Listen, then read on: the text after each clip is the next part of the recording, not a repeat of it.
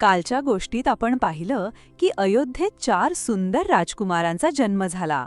आता ते चारही राजकुमार हळूहळू मोठे होत होते. राम, लक्ष्मण, भरत आणि शत्रुघ्न हे चारही भाऊ खूप प्रेमाने एकत्र राहत होते.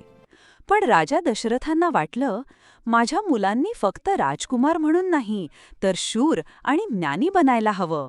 आणि मग त्यांना गुरुकुलात पाठवलं गेलं.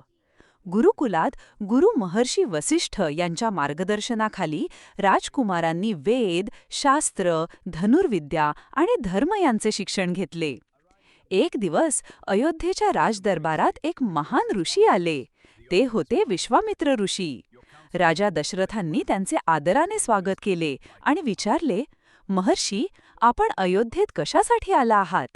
विश्वामित्र ऋषी म्हणाले, राजन, मी जंगलात एक मोठा यज्ञ करत आहे, पण काही राक्षस येऊन माझा यज्ञ नष्ट करतात.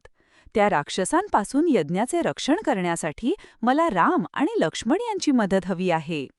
हे ऐकून राजा दशरथ चिंतेत पडले. ते म्हणाले, राम आणि लक्ष्मण अजून लहान आहेत, ते राक्षसांशी कसे लढतील? तेव्हा गुरु वसिष्ठ पुढे आले आणि म्हणाले, राम आणि लक्ष्मण खूप शूर आहेत, ते नक्की यशस्वी होतील.